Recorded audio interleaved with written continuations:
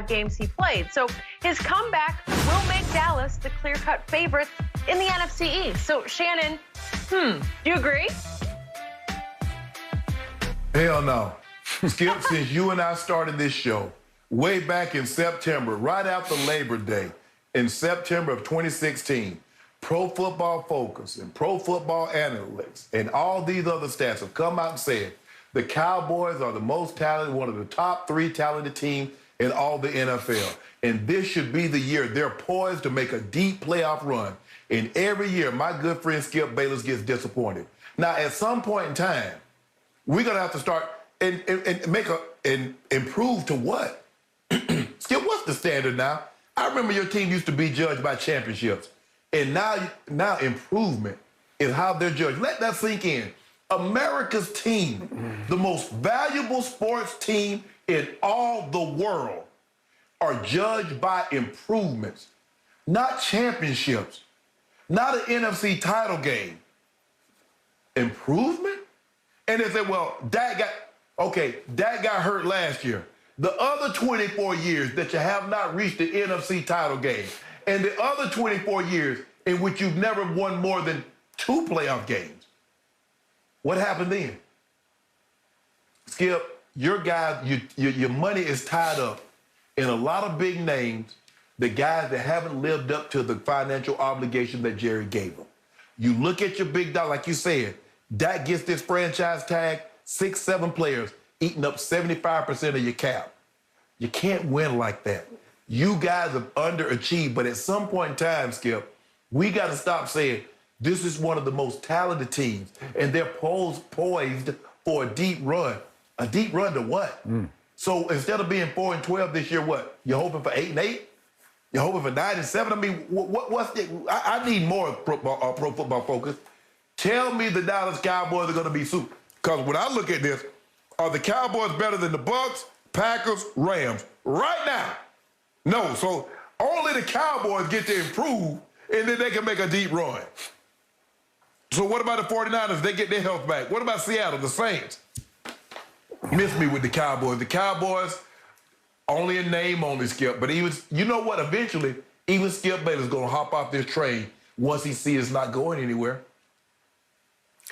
Shannon Sharp, that sound you just heard was me hopping off the train. For once, you got me. You have backed me up against the wall. You have taken me to school, to the cleaners. You have taken my soul on this topic because, yeah, a year ago, I was bullish on my Dallas Cowboys. They had added all these free agents on defense. They had like 10 free agent signees. And I thought, they've got to be better on defense, and they're going to be great on offense with Dak and 3 receivers who could all go over 1,000 yards. And an offensive line that I thought with Ty Smith and Zach Martin and no. Hurt. So I have gone officially from bullish to looking at my team as a whole bunch of bull dinky. It's a bunch of bull dinky. I cannot see it because I am doomed and damned with the Dak Prescott impasse, contractual stalemate. Yes. There's no win here for me. Damned if you do, damned if you don't. I'm with you. I'm pretty sure it's going to be damned if you do, where you go ahead and tag him. So that's $38 million you're going to pay him. That will count 21% of the salary cap. Then, as I detailed a little bit for you earlier, DeMarcus Lawrence next year will count 12% of the cap. Then here we go down the list. Zeke will count 7%. And Amari counts 10%, Zach Martin 8%, Ty Smith 7%. I'll add all those guys up, Lyle Collins and Jalen Smith. They add up to a grand total of 55%, and that's only 6 more players. So to your point that you just reiterated, 7 players will count 76% of my salary cap. And how are you going to fix the defense that ranked 28th in points allowed and 31st in rush yards allowed? 28th in points, 31st in rush yards. They were pathetic. for half the year, 2/3 of the year, they were historically bad trying to stop the run. And Shannon, yes.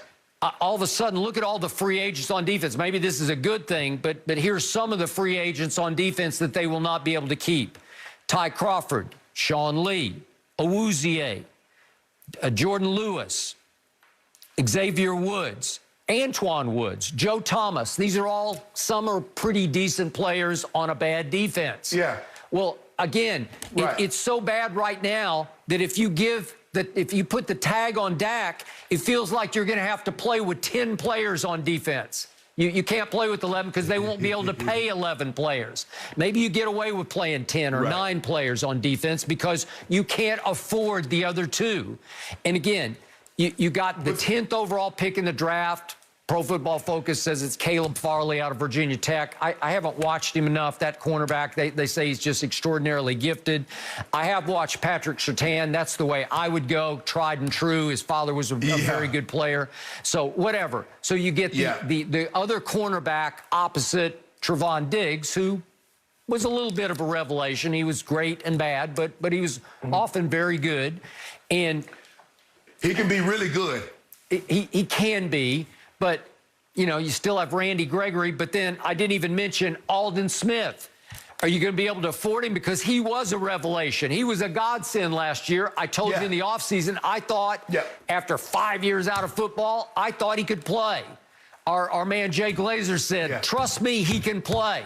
He's been a monster in the weight room, and he was often a monster on the field. He was I'm not saying he was great, but he was very good. Well, he's a free agent. Can they afford him? I don't know how to even keep Aldon Smith. So Shannon, where is it heading? How much better can the defense be with another rookie at corner and a second-year player at corner? It can't be much better. And if Dak is tagged, there's bad blood between Dak and Jerry that trickles down into the locker room, where it doesn't feel right. It feels like, you know, Dak's making a lot of money, but he's not happy. He knows he might be one and done more. You know, this might be the end of the line. One more year in Dallas, and he's hitting the free agent market. Well, how can I sell that? Right. And Shannon, how can I sell that Ty Smith and Zach Martin are going to bounce back and live up to their deals? They have huge deals, you know, 8 years, 98 million, 6 years, 84 million. They count huge against the cap. Well, they're only 30 years old, both of them, but will they be healthy next year? I doubt it, because 30. Their history would tell you they won't be able to stay healthy. Ty played 2 games last year. Zach made it through 10, but he missed 6 big games and obviously missed down the stretch. I can't sell it. I can't see it. I can't feel it anymore. It feels doomed to me, and it starts with the impasse between owner and quarterback that has gone into that bad blood realm where it just doesn't feel right, and I can't figure a way to fix it, because I don't think Jerry is going to go into that close to Patrick Mahomes realm to make Dak happy, because I think he sees that he overpaid too many other players at a much less level, and that he can't risk getting stuck with an overpaid quarterback the way the Eagles and Rams did with the top quarterbacks in that Dak draft. So you got me, Shannon. Well, the problem that he has, Skip, is that the guys that he paid, the offensive line, they played really well. But, Skip, they got a lot of collisions on those bodies. Ty Smith and Zach Martin, Skip, they ran the ball. They were as good as advertised. I believe probably both of those guys are going to end up in Canton. But what has happened is that the other guys that he paid the money to hadn't fulfilled the obligation. Zeke hasn't lived up to $15 million. No. DeMarcus Lawrence has not even come close to making the Pro Bowl. Agreed. Jalen Smith has not been that guy since he got the big deal. No. Amari Cooper has the highest paid receiver, Skip, and you got to go probably 9, 10 receivers before I would take Amari Cooper. So while you got Dak could pop wanting $40 million, the guys that you've already paid are not living up to what you thought they would be. Yep. So there's your problem. You're talking about a problem that you might have with Dak. Well, he might not live up to that. Well, you already know the guys that you paid on defense aren't living up to those contracts, and the offensive line that you gave the money to, they did. But Skip, you know